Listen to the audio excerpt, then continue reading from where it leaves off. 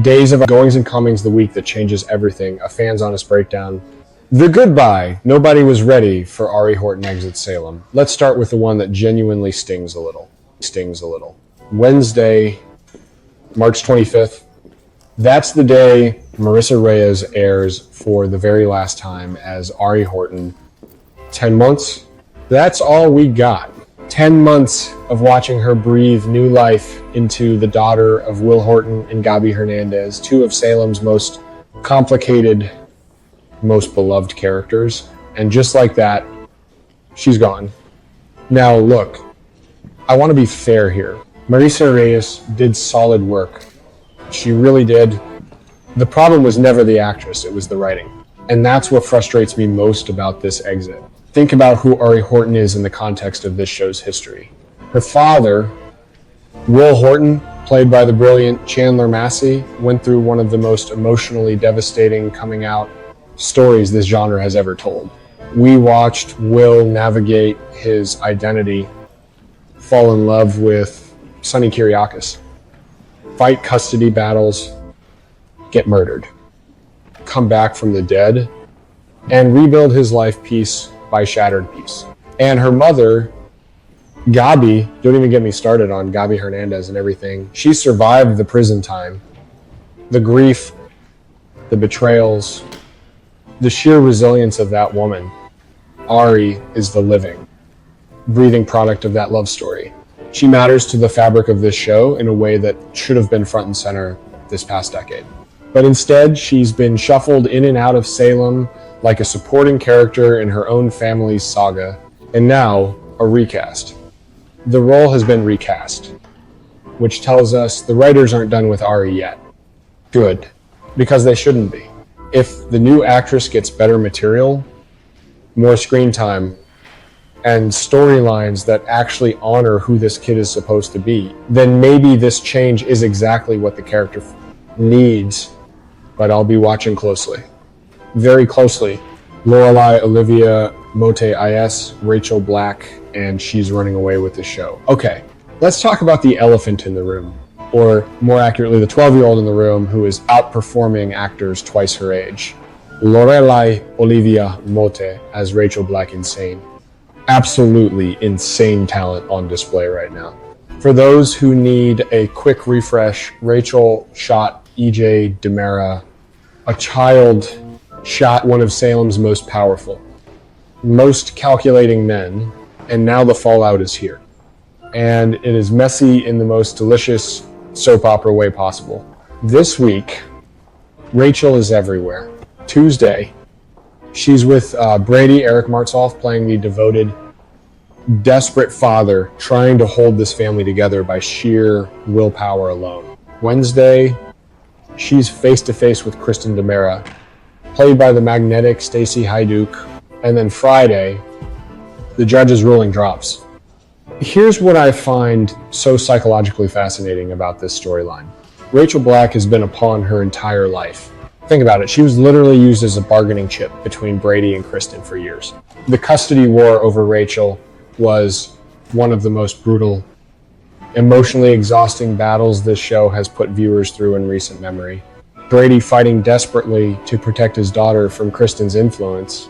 Kristen manipulating everyone and everything around her because, in her twisted way, she genuinely believes she loves this child. And now Rachel has internalized all of it. The violence, the manipulation, the sense that the world is something to be controlled rather than navigated. She picked up a gun.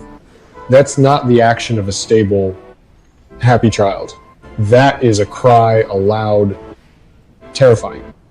Desperate cry from a little girl who has been failed by every adult around her. I'm going to say something that might be controversial. I don't think Rachel is the villain of this story. I think she's the victim. And I think the show, if it's brave enough, should use this courtroom drama to hold Brady and Kristen accountable for what their war did to their daughter. Not just legally, emotionally, psychologically, will they go there? That's the question. Days has a history of pulling punches when it comes to truly confronting its adult characters' failures. But this week, With Judge Dabney presiding and Melinda Trask in the mix, the stage is set for something extraordinary. Don't waste it, writers. Please. The returns, JJ Deveraux, Judge Dabney, and the comfort of familiar faces. You know what I love about soap operas that no other genre can replicate? The returns. The moment a familiar face walks back into frame and you feel that rush of recognition, that mix of nostalgia and excitement, it's genuinely one of the purest joys in television. This week delivers that in spades. Casey Moss is back as JJ Deveraux. And honestly, I've missed JJ more than I realized. This character has such a rich, complicated history in Salem. He came in as a rebellious teenager, getting into trouble, pushing boundaries, driving Jennifer and Daniel absolutely crazy, and grew into a genuinely honorable man. Akop, Jack Deveraux's son, wearing a badge. There's poetry in that. And here's something sweet that lives entirely off screen. Casey Moss is married to True O'Brien, who played Paige Larson, the young woman JJ loved and tragically lost. That real-life connection adds a quiet, bittersweet layer whenever Moss steps back into Salem. He's carrying more history with this show than just the character. This week, JJ opens up to Theo, Tyler, Joseph Andrews, and I'm deeply curious what's going on beneath the surface. JJ has battled his demons before, most memorably his struggle with addiction and the grief that consumed him after Paige's murder. If the show is revisiting those emotional depths, that's compelling television. I'm here for it. And then there's Karole Foreman as Judge Dabney. Returning to preside over Rachel's hearing, Foreman has a natural gravitas in this role that I find genuinely commanding. No-nonsense judge in a town where everyone has been bribed, blackmailed, or seduced at least twice. She's practically a mythological figure. Her presence signals that this courtroom drama is being taken seriously. And that gives me hope. Tina Huang's Melinda Trask rounding out the legal proceedings is the cherry on top. Trask has been a Salem institution at various points, prosecutor, villain, antihero, and reluctant ally. Watching her work opposite Belle Brady in a legal setting, that's a dynamic I'm genuinely excited to see play out. Owen Kent's exit and what it means for Stephanie's story now. Wes Ramsey, Owen Kent. The stalker storyline. Wes Ramsey has wrapped his run, and I have thoughts. Owen Kent first appeared on Days back in 2009, 17 years ago, which is practically ancient history in soap time. When the character resurrected last February, it came with the promise of something sinister and suspenseful.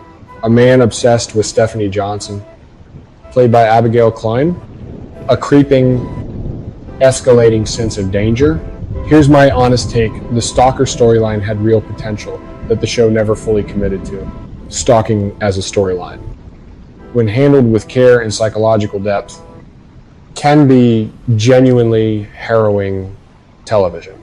It can explore trauma, fear, the violation of safety, and the long road to healing.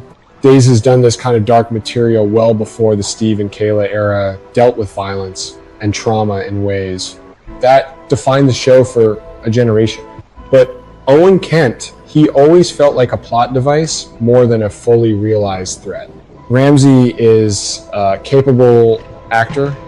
He brought what he could to the role, but the character never got the complexity needed to make his obsession feel truly dangerous rather than just dramatically convenient. So now he's gone, and here's what I want to know. What does this mean for Stephanie? Because surviving a stalker isn't just a storyline. You close a chapter on and move forward. The aftermath, the hypervigilance, the anxiety, the way it fundamentally changes how you move through the world. That's the story worth telling.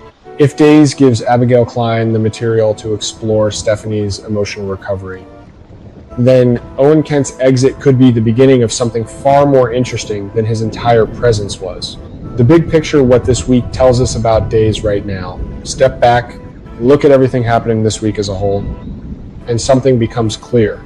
Days of Our Lives is in an interesting transitional moment. We're seeing legacy characters reassert themselves. JJ Deveraux, Melinda Trask, Judge Dabney. We're watching a child actor carry dramatic weight that would challenge veterans. We're processing exits and recasts that signal the show isn't done telling certain stories, just done telling them with certain people. And the Rachel Black courtroom drama. That might be the most important storyline the show is running right now. Because at its core, it's asking a question that Days has always circled but rarely answered directly. What is the cost of Salem's endless cycles of violence and manipulation? What do they do to the children caught in their wake? Rachel didn't pick up that gun in a vacuum. She picked it up because she grew up in a home where power, control, and cruelty were modeled for her as normal. If Days is finally ready to interrogate that, really interrogate it, then we might be witnessing something genuinely meaningful. I'm cautiously optimistic. And you know how hard it is